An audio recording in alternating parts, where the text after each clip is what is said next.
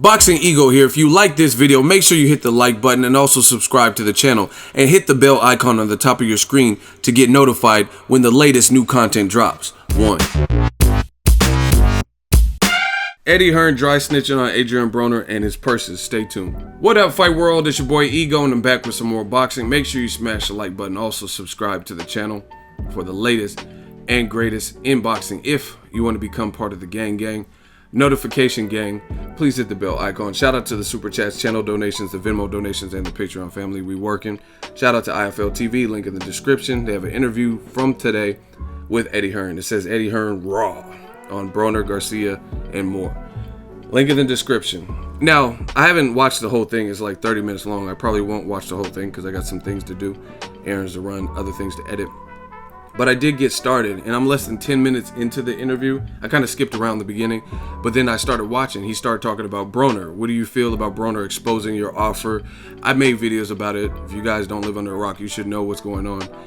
Adrien Broner received a 12-month deal, 3 fights inclusive, deal from Eddie Hearn, his new DAZN $1 billion app venture, to fight on that platform. They offered him $2.2 million, and it crescendoed to about $2.5 million. Each fight that was completed, the offer got a little bit better. $2 million, $2.25 million, or $2 million, $2.25 million, and then $2.5 million, right? So just under like maybe 8 million, 7.6 or whatever the number is for 3 fights in 1 calendar year, right? Broner publicly said my allegiance was, he actually used one of my videos as a reference. It's on his Instagram. You guys can check it out. And it says Boxing and Ego. And he says my loyalties with Showtime, Espinoza, and HAYMON. I'll never turn my back on them. They always looked out for me. Now Eddie Hearn is referring to this incident, talking about it and whatnot. And the funny thing is, he's dry snitching on Adrien Broner. You guys fast forward to about the 5-minute and 50-second mark. And I don't know what you guys call it, but I'm from the Bay. That's what we would call dry snitching. Dry snitching is where you're basically telling on somebody, but you're masking it in a way. You know what I mean? Instead of outright saying he did it, right? Instead of saying Ego committed the murder, Ego is the one that pulled the trigger. That's like you saying, I don't know who pulled the trigger, but if I were you, I would look in that house. You know what I'm saying? Knowing I live in that house. You get what I'm saying? That's what dry snitching is. So basically the same thing as ratting, same thing as telling, tattletale, snitching, singing, canary, right? Witness protection. It's the same thing. It's just not as blunt. It's not as forthcoming and outright. I don't know if Ego pulled the trigger, but you should check that house over there if you want more clues. I don't know. I'm just saying. Okay, you told him to check my house. You basically lead him in the direction. That's kind of what Eddie Hearn did, right? The reason I say that is because he's saying and rebuttaling what Broner did regarding it. And I understand professionalism and NDAs and stuff. Broner professionally wasn't supposed to do that, but we know Broner he marches to the sound of his own drum. So this is not about just professionalism or unprofessionalism. I mean, he even said it in this interview. He says you got to know who you're dealing with. So it didn't surprise me. Broner's Broner. Doesn't surprise me that he would get on the internet and take it to the internet. So you're basically admitting and copying that you knew this was a possibility, that you offering Broner, you know what I mean, he does whatever he wants. So he could do something like this. So that's already established in this interview. But then he starts talking about, he's like, so basically what Broner and Steven Espinoza are saying, because they're saying Eddie Hearn is making me an offer that I didn't actually, that it's not really more money than what he's already making. And then Eddie Hearn starts to elaborate. He says, oh, on the record books, Broner got $1 million. So what Steven Espinoza and Broner are suggesting is he's getting an extra $1.5 million more from somewhere, which I don't know. I don't know if that's legal. I don't know if you're basically outing them, saying he's getting paid under the table, right? AKA dry snitching. You know what I'm saying? Broner's happy with his situation. Showtime's happy to have Broner, and they're doing whatever. You can't be mad and salty because someone pledged their allegiance to the other side and at least for now publicly turn down your deal and then start ratting out their operation. You know what I mean? That's crazy. And at the end of the day, there's a lot of stuff that goes on in boxing. I know of a lot of stuff that happens. You know what I mean? And certain things are worse than others. So, you know what I mean? To me, that's a little bit. Just Broner did whatever. He didn't want to take your offer as of right now. So just move on. Eddie Hearn keeps saying he has 6 fighters signed and he has an additional 12 coming and 24 on the back end. You know what I mean? So just worry about that. That's what I would say. That's what I would suggest. But to dry snitch and be like, oh, so eek, I don't know. I think they're giving him an extra 1.5 million. You worried all about that man's purse and what he's getting. Bottom line, you try to sign him. You wanted him, despite him possibly getting paid on the table or whatever you're alluding to or suggesting, you still wanted to sign him, and he turned you down publicly. So, you know what I mean? I would just focus on the 6 unknown John Doe fighters and whoever else. That's just my thoughts on the situation, but it's weird, you know what I mean?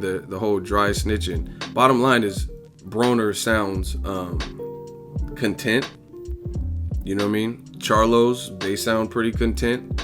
Like they're being offered and they like it. I'm sure it shows that they're wanted and stuff. But again, we just got to see who's going to be on DAZN. That's my biggest thing. Who are these 6 guys that you've signed? All I know of is Gabe Rosado. I heard Anthony Sims, but I want to know these big platform names that you were so happy for, because that's gonna.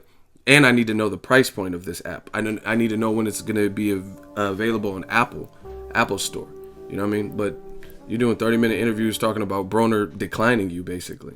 And I keep hearing about how DAZN's going to change the game and it's a brand new structure. And this is the other thing. Another reason why I'm making this video. It's not, oh, you're against Eddie Hearn. But the dry snitching, like I said, where I'm from, is that necessary? Because can you prove it? Do you know exactly what's happening? Do you know the inner workings? You know what I mean? Are you going to take him to court for it? If not, then you're dry snitching. What are you doing? What do you gain from that? Right? But beyond that is because I noticed that Eddie Hearn, I see, like I said, maybe it's just from where I'm at. You have to be able to understand people. Eddie Hearn keeps doing these interviews, and in my opinion, he's sneak dissing. See, it's another thing. It's like dry snitching and sneak dissing. What sneak dissing is you're basically dissing someone, but it's subliminally. You're not really saying their name. He's dry snitching on Broner's salary, and then he's sneak dissing Al HAYMON. He's like, keeps talking about the PBC. Oh, I work with Al HAYMON, but then you keep talking about how Al HAYMON invested his money and he has time buys and this and that, and DAZN's gonna be so much different. Just show us, Eddie. That's it.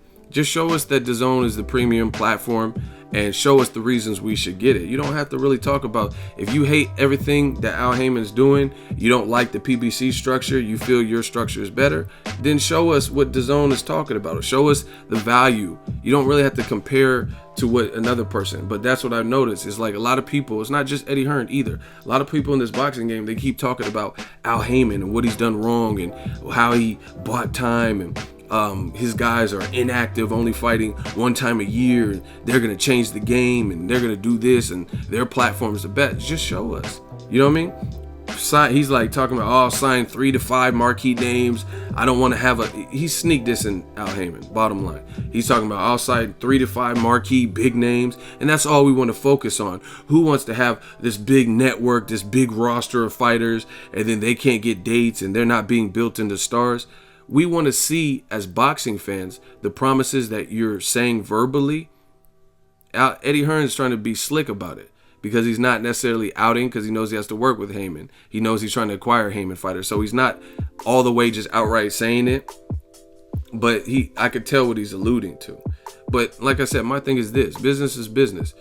You have been inspired by Al HAYMON. You know what I mean? And not just you, a lot of people, because people started moving different when Al HAYMON came out with PBC. So it's good to take someone's vision and like build upon it or see what you could or would do differently.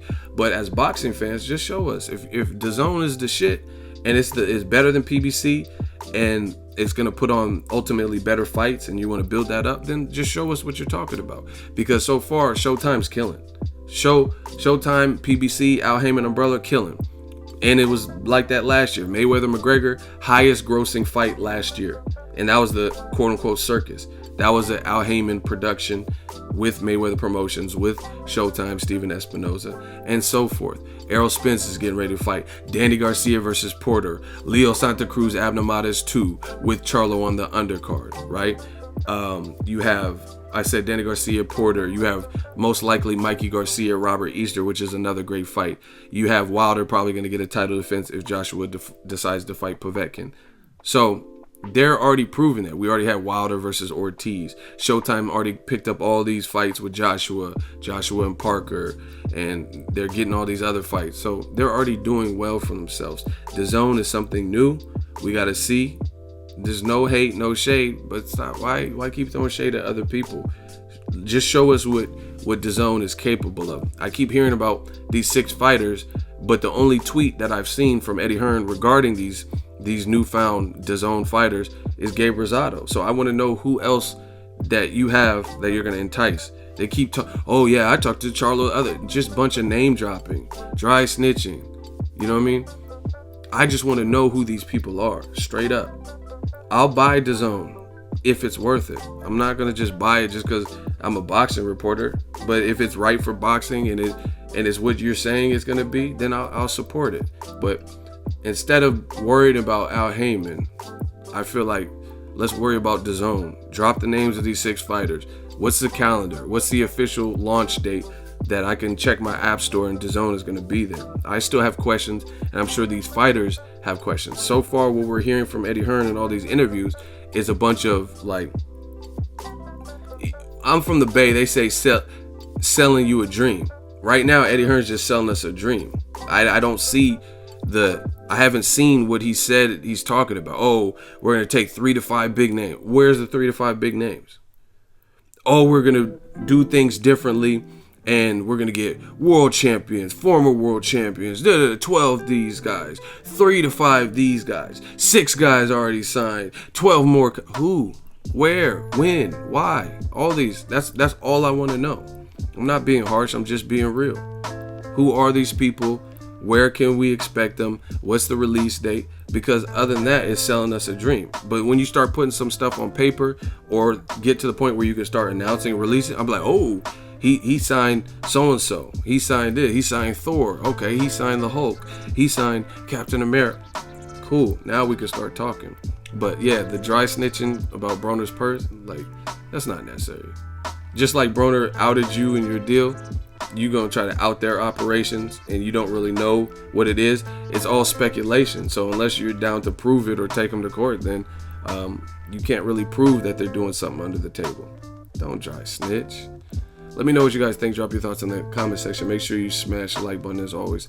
Hate, comment, and subscribe. Till next video is Ego Center. So if you enjoyed this video and want more content like this on the channel, you can show your appreciation by going to the PayPal donate button or the YouTube support button. And you can donate any amount that you feel is equivalent to the value of this video. Much more to come. Thank you guys for your support. Boxing Ego, the future of boxing.